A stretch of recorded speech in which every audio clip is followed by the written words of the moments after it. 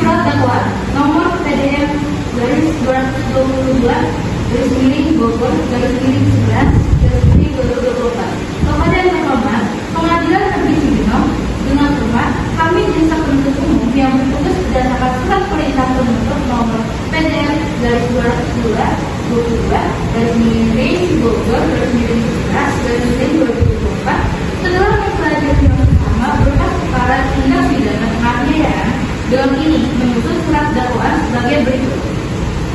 Identitas terdakwa, nama, maka dan penerima, tempat tanggalnya Mumpawat 21 Mei 2008, jenis kelamin laki-laki, alamat Sumatera Semangkis, kelas putra, agama Konghucu, pekerjaan manajer perusahaan, keluarga negara Indonesia, ditahan sejak 10 Desember 2024. Dakwaan juga bahwa terdakwa maka dan penerima pada tanggal 22 Oktober 2024 ketika pukul 12.30 bertempat di PT Madujaya dengan sengaja telah melakukan perbuatan penganiayaan sebagaimana dimaksud dalam pasal 351 ayat 1 Kitab Undang-Undang Hukum Pidana atau KUHP. Uraian perbuatan 1. Pada tanggal 29 Oktober, korban yang merupakan karyawan dari terdakwa meminta upah tambahan kepada terdakwa dengan alasan telah bekerja di luar jam kerja serta tidak mendapatkan fasilitas memadai. Kedua, permintaan tersebut membuat terdakwa merasa kesal dan marah sehingga terdakwa melakukan tindakan kekerasan fisik terhadap korban dengan cara menarik tubuh korban dan memukulnya menggunakan benda tumpul. 3. Akibat perbuatan terdakwa, korban mengalami luka fisik berupa luka di kepala sebagaimana diinformasikan oleh hasil visum et repertum nomor 222 garis miring MSI garis miring 10 garis miring 2024. Pasal yang 13. Perbuatan terdakwa sebagaimana diuraikan di atas dirancang pidana berdasarkan 1. Pasal 351 ayat 1 KUHP tentang penganiayaan. Tuntutan.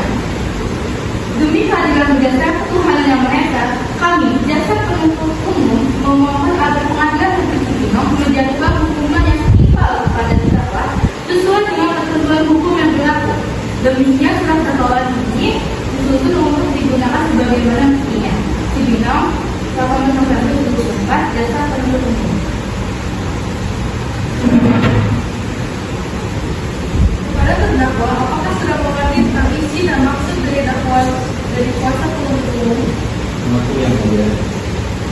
Apakah saudara mengajukan keberatan atas dakwaan terdakwa tersebut? Saya sangat kepada pengacara saya yang mulia. Pada pengacara terdakwa, apakah akan mengajukan keberatan atas dakwaan terdakwa tersebut? Kami keberatan atas dakwaan tersebut. Kami akan mengajukan Pengacara terdakwa, apakah sudah siap dengan eksepsinya? sudah yang mulia. Kepada pengacara terdakwa, silakan dibacakan eksepsi saudara lakukan tersebut. Baiknya, surat eksepsi dengan nomor 222 garis miring pidana B garis miring 2024 garis miring Pengadilan Negeri Cibinong. Pada yang terhormat Majelis Hakim Pengadilan Negeri Cibinong melihat eksepsi atas surat dakwaan jaksa penuntut umum dalam perkara nomor 222 garis miring pidana B garis miring 2024 garis miring Pengadilan Negeri Cibinong. Identitas terdakwa: nama, marga dengan sendiri, tempat tanggal lahir, Mumpawat 21 Mei 2008, alamat Permata Semangkis, kelas putra, agama Konghucu, pekerjaan manajer perusahaan, keluarga negara Indonesia, ditahan sejak 10 Desember 2024. Eksepsi pertama, surat dakwaan tidak jelas. Surat dakwaan yang disusun oleh jaksa penuntut umum mengandung ketidakjelasan dalam menguraikan secara rinci unsur-unsur tindak pidana penganiayaan sebagaimana dimaksud dalam pasal 351 KUHP. Jaksa penuntut umum tidak menjelaskan pertama, motif yang dibuat untuk mendasari dugaan bahwa terdakwa melakukan tindak pidana. Kekesalan terdakwa terhadap korban tidak dapat dijadikan dasar kuat bahwa terdakwa melakukan tindakan penganiayaan secara fisik. Yang kedua, rincian tindakan penganiayaan yang dilakukan oleh terdakwa. Dakwaan hanya menyebutkan kekesalan tanpa menarik konteks perbuatan terdakwa. Yang kedua, kesalahan penafsiran peristiwa itu. Kronologi kejadian yang disampaikan jaksa penuntut umum hanya berupa konflik verbal yang seharusnya ditangani secara perdata atau kesenangan kerjaan. terdakwa dan korban terkait sikap kerja tidak menunjukkan adanya unsur kesengajaan atau niat untuk berlebihan, sebagaimana dijelaskan dalam pasal 351 KUHP. Yang ketiga, surat dakwaan tidak berdasar hukum. Dalam perkara ini tidak ada bukti yang cukup untuk mendukung dakwaan bahwa terdakwa melakukan tindakan penganiayaan. Dakwaan tidak menyatakan pertama, bukti fisik tertentu yang menyatakan adanya kekerasan pada korban. Yang kedua, saksi independen yang dapat menguatkan bahwa terdakwa melakukan tindakan kekerasan. Kesimpulan dan permohonan berdasarkan wilayah 12, kami memohon kepada Majelis Hakim Pengadilan Negeri Cibinong untuk menyatakan surat dakwaan jaksa penuntut umum batal demi hukum karena tidak memenuhi syarat formal dan material sebagaimana diatur dalam pasal 143 ayat 2 KUHP. Yang kedua, membebaskan terdakwa dari segala tuntutan hukum. Yang ketiga, memulihkan hak-hak terdakwa dalam kehidupan, kehormatan dan martabatnya seperti semula. Demikian eksepsi ini disampaikan untuk menjadi bahan pertimbangan majelis hakim yang terhadap. Cibinong 10 Desember 2024, pada kami kuasa hukum.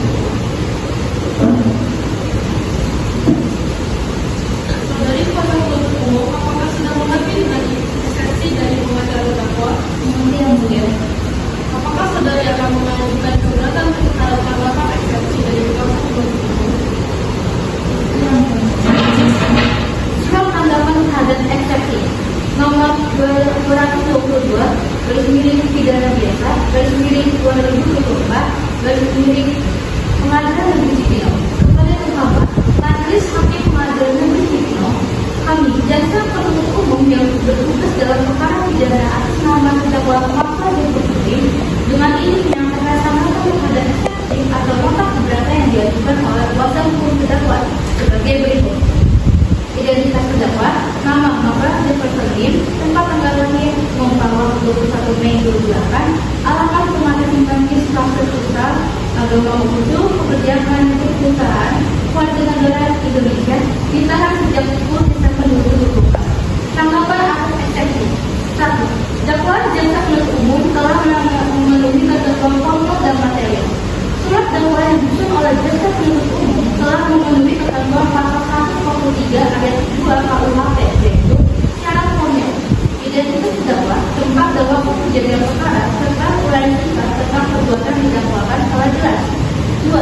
Syarat materi. Surat dakwaan menguraikan perbuatan terdakwa memakai unsur kesengajaan sebagaimana diatur dalam pasal 341 ayat 1 KUHP. Yang kedua, terdapat unsur kesengajaan dalam perbuatan terdakwa. Berdasarkan kronologi, terdakwa menunjukkan sikap emosional yang berujung pada tindakan kekerasan terhadap korban. Hal ini tidak dapat dikategorikan sebagai objek perdata atau pelanggaran pekerjaan karena terdapat niat yang nyata untuk melakukan kekerasan yang didorong oleh kemarahan terdakwa, tindakan fisik yang menyebabkan korban mengalami luka sebagaimana diperkuat oleh hasil visum tersebut dan keterangan saksi saksi. 3. Alasan eksepsi tidak berdasarkan fakta hukum. Eksepsi yang diajukan kuasa hukum terdakwa berusaha untuk mengabulkan fakta hukum dengan dalil bahwa peristiwa ini adalah konflik korban kekerasan. Padahal alat bukti yang sah termasuk keterangan saksi korban, keterangan saksi lain yang melihat kejadian, hasil visum itu menunjukkan bahwa terdakwa telah melakukan tindak penganiayaan yang memenuhi unsur pidana dalam pasal 351 KUHP. Surat dakwaan tidak dapat dibatalkan. Surat dakwaan jaksa penuntut umum tidak mengandung ketidakjelasan atau obskur detail sebagaimana yang diarahkan dalam eksepsi. Uraian kejadian telah dibuat sekali tidak memenuhi syarat sahnya dakwaan. Kesimpulan dan permohonan. Berdasarkan uraian tersebut di atas, kami memohon pada majelis hakim yang terhormat untuk 1. Menolak eksepsi yang diajukan oleh kuasa hukum terdakwa. 2. Menyatakan surat dakwaan jaksa penuntut umum sah hukum. Dan 3. Melanjutkan pemeriksaan perkara ini pada tahap pembuktian. Baiklah, sidang akan lanjutkan dengan pemeriksaan saksi pada sidang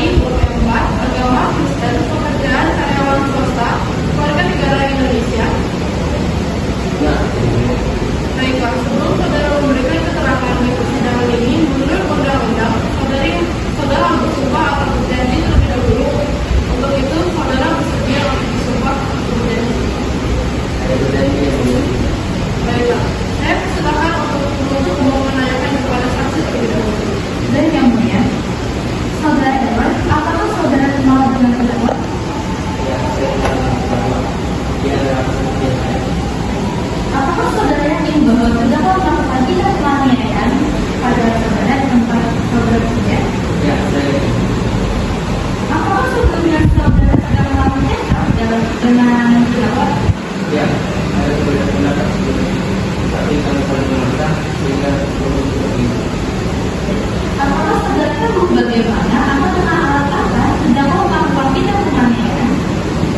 Saya terdakwa mempunyai dari adik saya di rumah kami.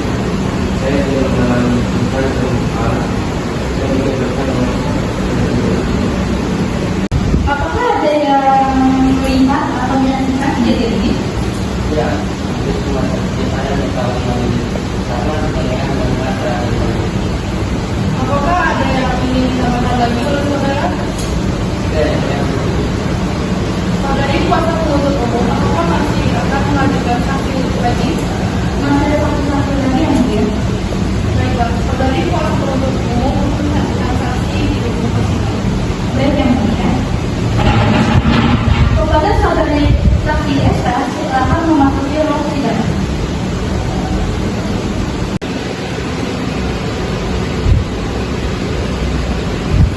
Selamat siang, saudara saksi.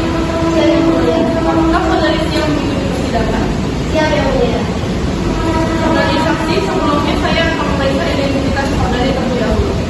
Nama Ezra Dedika Tobrik, tempat tanggal lahir Siantar 21 September 2007, alamat Cilacap, agama Kristen, pekerjaan karyawan swasta, warga negara Indonesia. Apakah identitas saudari benar? Benar yang mulia. Baik, terus saya ingatkan saudari harus memberikan keterangan sesuai dengan yang saudari lihat, dengar, dan alami sendiri. Jika tidak, saudari akan dikenai sanksi pidana berupa pemberian sumpah palsu. Saudara mengerti? Mengerti yang mulia. Apakah saudari saksi sudah lama mengenal terdakwa? Ya, saya sudah lama mengenalnya. Apa hubungan saudari dengan terdakwa? Dia adalah manajer di perusahaan saya. Saya sudah lebih dari 3 tahun bekerja bersamanya. Menurut saudari, bagaimana sifat terdakwa selama dapat kerja? Dia orang yang keras. Jika saya melakukan kesalahan dan tidak menutup kemauannya, saya akan terkena potongan gaji. Lalu apakah saudari kenal dengan korban? Ya, saya mengenalnya. Apa hubungan saudari dengan korban? Dia adalah rekan kerja di divisi saya yang sama. Menurut saudari, bagaimana sifat korban selama yang dapat kerja? Dia orangnya pendiam dan tidak bicara, juga menjawab dalam perhitungan yang gampang. Baik, saudari Esra, apakah saudari penuntut kuasa penuntut umum ingin mengajukan pertanyaan? Iya yang mulia. Silakan. Baik. Saudari saksi berada di mana ketika penganiayaan itu terjadi? Saya berada di dapur tengah membuat teh di tangan kerja saya. Baik. Bisa jelaskan kronologinya sehingga saudari bisa melihat kejadian itu? Di sebelah ruang dapur adalah ruang manajer saya. Saat itu setelah saya sedang membuat teh, saya mendengar ada suara pukulan dan tumpukan darah tersebut. Saya pun mengintip dan melihat penganiayaan itu terjadi. Setelah melihat itu, apa yang saudara lakukan? Saya langsung melaporkan polisi. Menurut saya, hal ini semakin jelas yang mulia. Terdakwa memang melakukan tindak penganiayaan. Saudara pengacara terdakwa, apakah yang mengajukan pertanyaan? Dia yang mulia ada beberapa yang ingin saya tanyakan. Silakan. Di dalam penjelasan tentang kronologis peristiwa penganiayaan, saudari hanya mengintip dari dapur untuk melihat hal tersebut. Apakah saudari yakin kalau orang tersebut adalah terdakwa? Ya, saya yakin karena hanya manajer yang baru masuk di ruangan tersebut. Jika Anda meyakini bahwa terdakwa telah melakukan penganiayaan, apakah Anda tahu sejak kapan terdakwa melakukan itu? Untuk itu saya tidak tahu.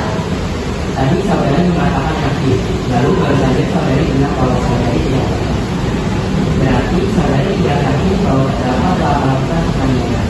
Jadi saya ulangi pertanyaan saya. Apakah saudari tahu apa terdakwa melakukan itu? Kemudian, pertanyaan dari pengacara terdakwa memojokkan saksi. Sebab dalam kesaksian sebelumnya, saksi sudah menjelaskan bahwa kejadian tersebut ia alami langsung. Mohon dipertimbangkan kembali yang mulia. Keberatan diterima. Kepada pengacara terdakwa melanjutkan dengan pertanyaan yang lain. Ini cukup ya, Bu. Baik, sebelum mengakhiri pemeriksaan, apakah ada sanggahan dari terdakwa? Kalau begitu, saksi dapat meninggalkan ruang sidang. Terima kasih, Bu.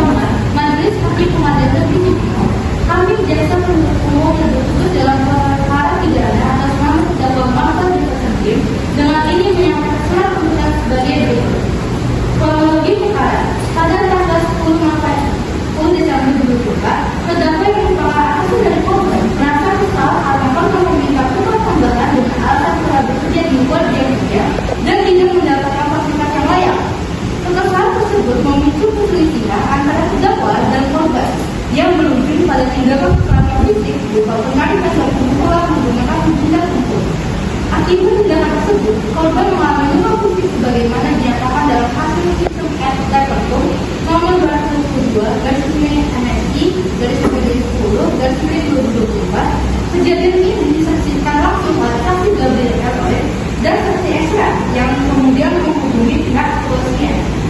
Keterangan saksi yang pertama atas Gabriel Eroy.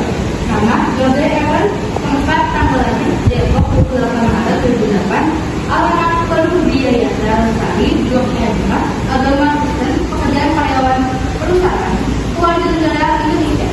Keterangan saksi yang pertama mengenal terdakwa secara pribadi. Yang kedua mengakui terjadinya tindak penganiayaan yang dilakukan oleh terdakwa. Yang ketiga menyatakan bahwa sebelum penganiayaan terjadi sempat terjadi cekcok antara terdakwa dan korban. Yang keempat mengakui bahwa terdakwa melakukan penarikan dan pemukulan terhadap korban menggunakan benda tumpul. Yang kelima mengakui bahwa ada orang lain yang juga melihat kejadian tersebut. Saksi kedua Esa. Identitas nama Esa. Tempat tanggal lahir 21 September 2007, alamat Cilacap, agama Kristen, pekerjaan karyawan swasta, warga negara Indonesia. Keterangan saksi mengenal korban dan terdakwa sudah lama. Kedua, sudah bekerja lebih dari 3 tahun di perusahaan tempat kejadian. 3. Mengakui bahwa terdakwa memiliki sifat keras. 4. Bekerja di divisi yang sama dengan korban dan menyatakan bahwa korban memiliki sifat liar. Yang 5. Menyaksikan penganiayaan saat sedang membuat video. Yang ke-6. Langsung menghubungi polisi setelah menyaksikan kejadian tersebut. Keterangan terdakwa mengakui masa perbuatan korban akibat permintaan tambahan upah. Namun, terdakwa menyangkal dengan informasi dari korban dan menyatakan tindakannya hanya sebagai bentuk bahwa cepat emosi sesaat. Alat bukti penunjuk. Yang pertama, hasil sistem Lepertum nomor 222 garis miring MSI garis miring 10 garis miring 2024 membuktikan luka fisik pada tubuh korban akibat benda tersebut. Yang kedua, keterangan saksi Gabriel Eroy dan Esra yang langsung kejadian. Yang ketiga, bukti CCTV rekaman kejadian di lokasi. Yang keempat, bukti laporan polisi, laporan kejadian yang dibuat oleh saksi Esra. Analisis yuridis. Perbuatan terdakwa memenuhi unsur pidana pasal 351 ayat 1 KUHP tentang penganiayaan. Ada yang pertama, adanya perbuatan yang melukai fisik korban. Yang kedua, dilakukan secara sengaja oleh terdakwa. Yang ketiga, terbukti menyebabkan luka fisik pada korban. Hal-hal yang memberatkan dan meringankan. Hal yang memberatkan, pertama, tindakan terdakwa menyebabkan korban mengalami luka fisik. Tindakan kedua, terdakwa tidak menunjukkan penyesalan yang cukup. Yang ketiga, perbuatan terdakwa mencerminkan penyalahgunaan posisi sebagai atasan. Hal yang meringankan, yang pertama, terdakwa bersifat kooperatif selama persidangan. Yang kedua, terdakwa belum pernah dihukum sebelumnya.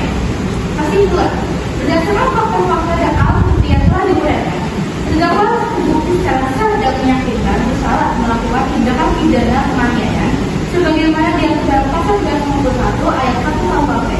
Tuntutan pidana. Kami jaksa penuntut umum menuntut agar majelis hakim jatuh korban menjatuhkan putusan yang pertama menyatakan terdakwa Muhammad Jafar Sudin terbukti secara sah dan meyakinkan bersalah melakukan tindakan pidana penganiayaan. Yang kedua, menjatuhkan pidana kepada terdakwa berupa pidana penjara selama 1 tahun 6 bulan dikurangi masa penahanan yang telah dijalani. Yang ketiga, membebankan biaya perkara kepada terdakwa. Untuk demikian tuntutan ini disampaikan sebagai bahan pertimbangan majelis hakim yang terhormat dalam menjatuhkan putusan yang adil artinya berdasarkan kesalahan yang lain. Minimal putusan 2024 sama kami jatuh penuntut umum. Apakah saudara terdakwa mengerti isu tersebut? Apakah saudara terdakwa keberatan dengan surat tersebut? Saya sangat sepakat kepada saya. Bagaimana dengan saudara pengacara terdakwa? Baik, yang mulia, kami menyatakan keberatan atas surat tuntutan tersebut. Kami akan membacakan pledoi di sini. Silakan. Pledoi, nota pembelaan. Perkara pidana nomor 222 garis miring pidana B garis miring 2024 garis miring Pengadilan Negeri ini. Kepada yang terhormat, Majelis Hakim Pengadilan Negeri Sendiri, kami selaku kuasa hukum terdakwa dalam persidangan ini menyampaikan nota pembelaan atau pledoi sebagai berikut.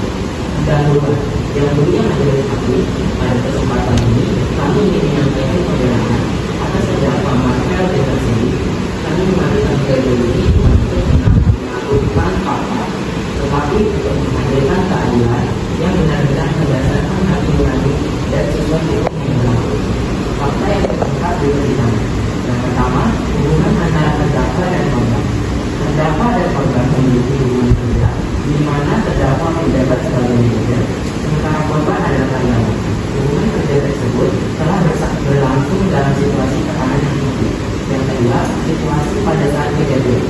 Terungkap bahwa korban meminta upah tambahan karena merasa bekerja di luar jam kerja dan tidak menggunakan fasilitas yang layak. Terdakwa mengakui terjadi cekcok sebelum insiden penganiayaan. Namun tindakan terdakwa dipicu emosi sesaat tanpa niat untuk menyelakai korban. Yang ketiga, bukti disebut satu menunjukkan adanya luka, tetapi tidak membuktikan luka sulit atau memar. Yang ketiga, satu menunjukkan adanya luka, tetapi tidak membuktikan luka sulit atau memar. Yang ketiga, sifat dan perilaku terdakwa. Terdakwa adalah seorang pekerja keras yang memiliki reputasi baik sebelumnya. Tidak ada catatan kriminal terdahulu atas nama terdakwa. Yang pertama, tindak pidana yang terjadi karena perbuatan yang dianiaya.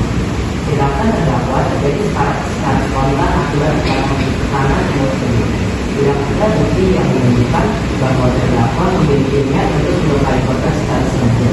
Yang kedua, korban tidak mengalami kerugian kemanusiaan.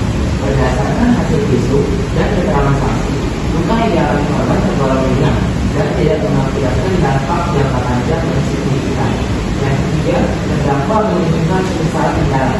Terdakwa telah menunjukkan usaha yang tulus atas tindakan tersebut, baik di persidangan maupun dalam penjelasannya kepada pihak korban. Yang keempat, terdakwa memiliki tanggungan moral dan ekonomi.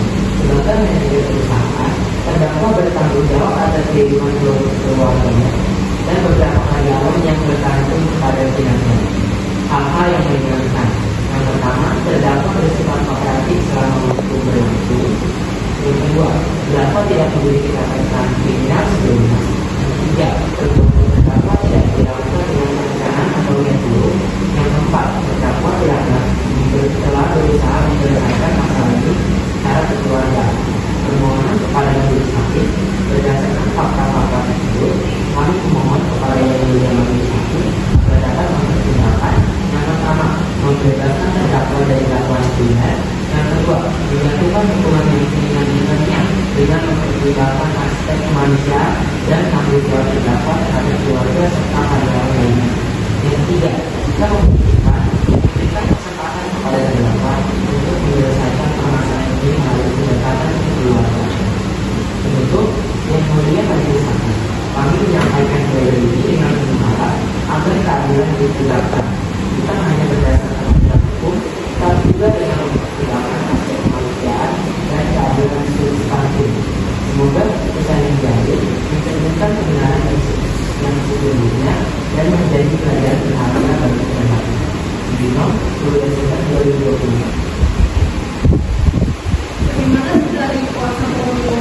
Apakah ada mengajukan pembelaan yang diberikan oleh terdakwa?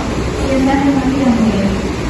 Baik, sidang kali ini dilanjutkan dengan pembahasan dan kepada saudara terdakwa, kuasa umum dan pengacara terdakwa agar menyimak dan mendengarkan putusan ini. Surat putusan nomor 222 garis miring pidana biasa garis miring 2024 garis miring Pengadilan Negeri Cibinong demi keadilan berdasarkan keterangan yang mengadili Pengadilan Negeri Cibinong yang memeriksa dan mengadili perkara pidana pada tingkat pertama dengan acara pemeriksaan biasa telah menjadi keputusan dalam perkara pidana atas nama identitas terdakwa nama Marcel Jefferson kota Salatiel membawa 21 Mei 2008 alamat Kecamatan Cimanggis Pasar Kristal agama pembuku pekerjaan manajer perusahaan keluarga negara Indonesia ditahan sejak tanggal November 2024. Majelis hakim yang memutus perkara ini terdiri dari Ketua Majelis Hakim Karolin Eugenia dibantu oleh Panitera Pengganti Agiri Persista. Dalam persidangan terbuka untuk umum pada tanggal 10 Desember 2024 setelah membaca dan memeriksa segala sesuatu yang terungkap dalam persidangan telah memutuskan sebagai berikut. Pertimbangan hukum. Pertama, fakta-fakta persidangan bahwa Marcel Jefferson pada tanggal 29 Oktober 2024 telah melakukan penganiayaan terhadap korban akibat rasa kesal yang dipicu permintaan korban untuk tambahan upah dan fasilitas kerja